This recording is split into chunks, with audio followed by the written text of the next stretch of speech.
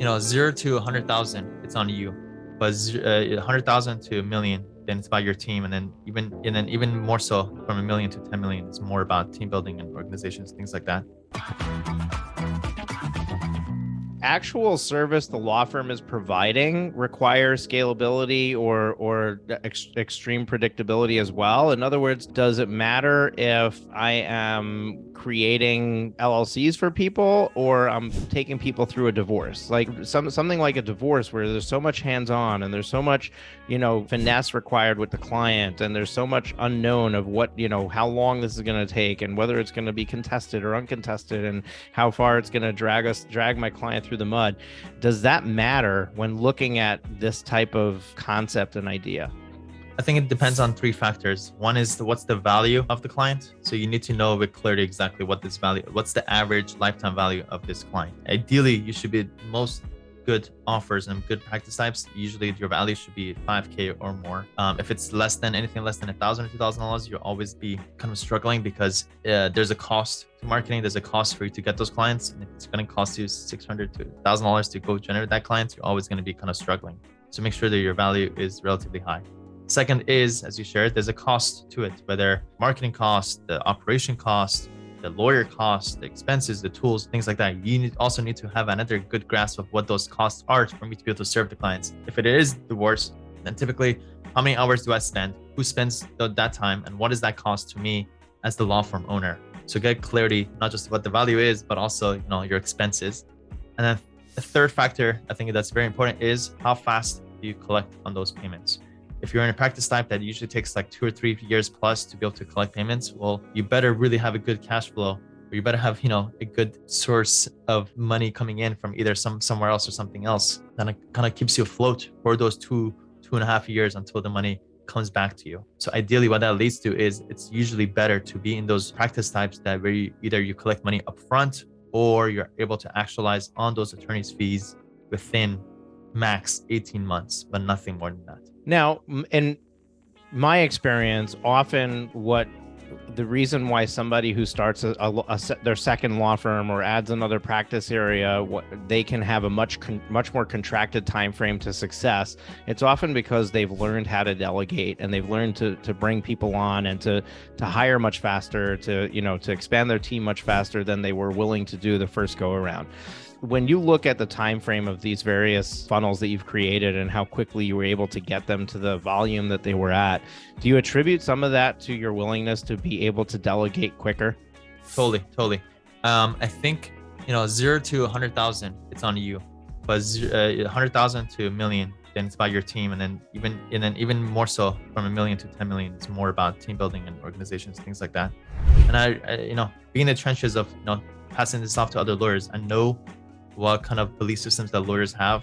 We're very analytical. We like being in control.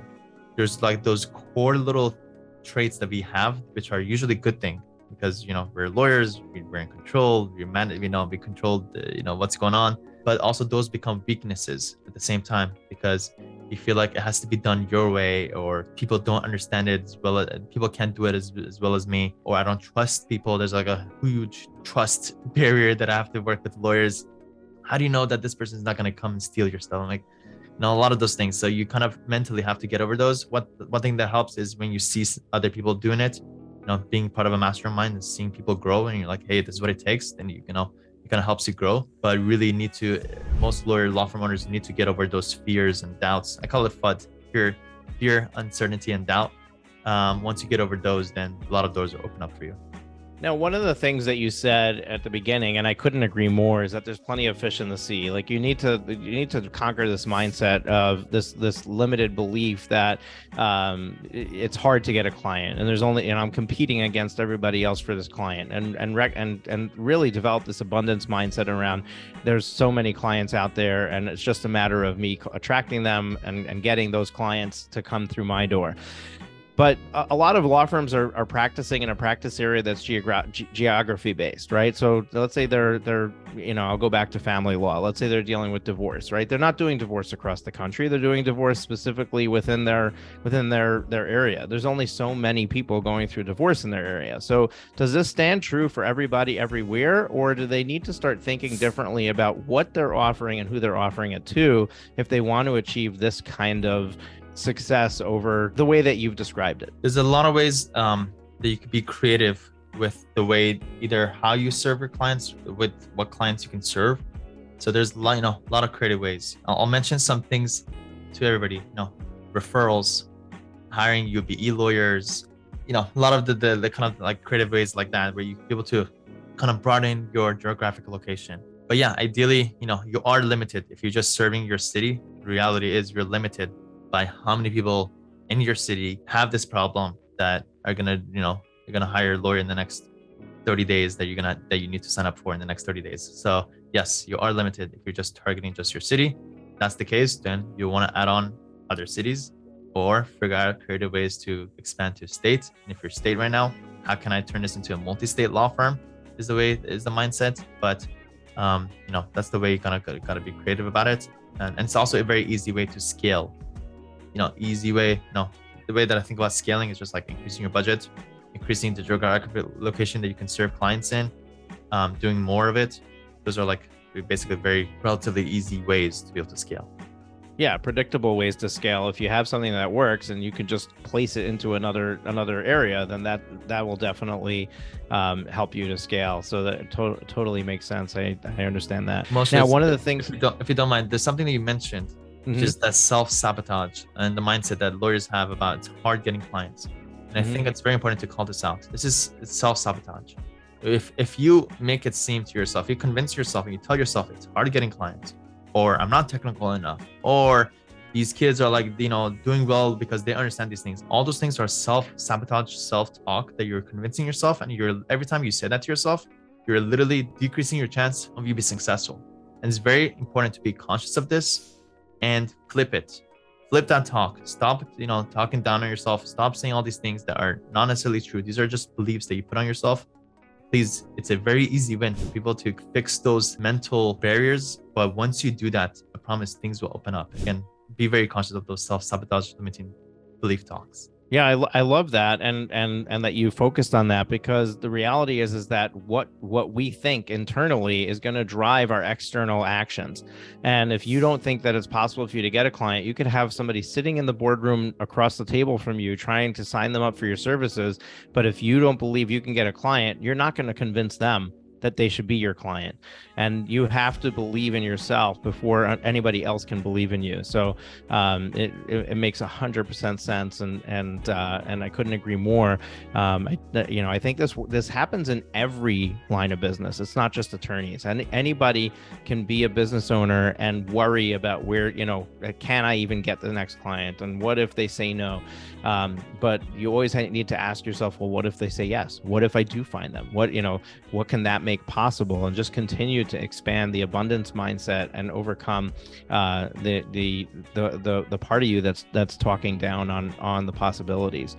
One of the things that you mentioned is that you need to get really good. And we're talking about paid advertising. We're talking about choosing one source, but you need to get really good at understanding that specific platform and get really good at running ads there. Now, does the business owner need to get really good with running the ads, or do they need to get a marketing agency that is really good at that specific platform that can execute for them?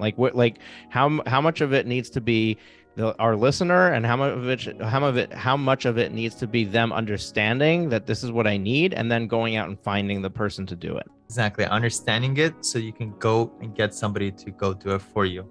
Ideally, I don't believe in big marketing agencies. I'm anti big marketing agencies. There are marketing agencies. I'm not saying all marketing agencies are bad. I'm just saying the big ones. So whatever that means to you. But ideally, what I like is I would like working with freelancers and independent contractors that are kind of dedicated, that are specialized in one certain platform. And ideally, if they already have recent case studies for that practice specific type, then even better. But I love working with freelancers. That's all they live and breathe and do all day long. Versus a marketing company that usually has a sales team that signs you up, and then they pass you off to the marketing, and then you become plan number 612. You get lost, and then they set it up for you. I always know how it goes. They set it up for you, but by month 5 or 6, they already forgot about you, and until you check in and you poke the bear every couple of months, hey, what's going on? They won't do much for you. So what I do is I know what will make it successful, and I basically become a support for my marketer who comes and does it for me. Again, that's one of the benefits of my funnel program is I kind of share those good resources of either me sending you referrals to those people or showing you exactly how to find those people the same way that I have, being resourceful about it. But yeah, I don't expect lawyers to sit there and make their own Google Ads campaigns. You should not be. If you are, you're probably losing against these people who are dedicated and focused in on only doing those things. So yeah, be very cautious. Yeah, absolutely. I love that you shared that and explained it that way, because I would argue with you if you said anything differently, right?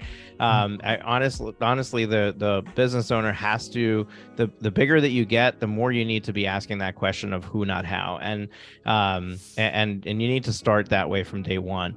And if you're not, ultimately at the beginning, you might be doing a lot of things, but you need to figure out how to get those off your plate as quickly as possible. You shared that from 0 to 100,000 is on you, and then from 100,000 to $1 million is on your team.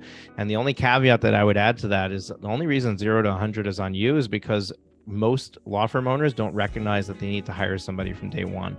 But the reality is that you really should be amassing a team from the get-go. You really should be bringing on your first assistant, even before you have your first client, and understanding that the growth of your firm is directly tied to the growth of your team. Lawyer Nation, I hope you enjoyed that video. If you did, take a moment right now to subscribe right below and turn on the bell notification to get notified every time I post a video, because right now I'm posting 5 videos a week, providing lots of value to lawyers. So click right here to subscribe, and to watch the next most relevant video, click right here. Go do it. Go watch it.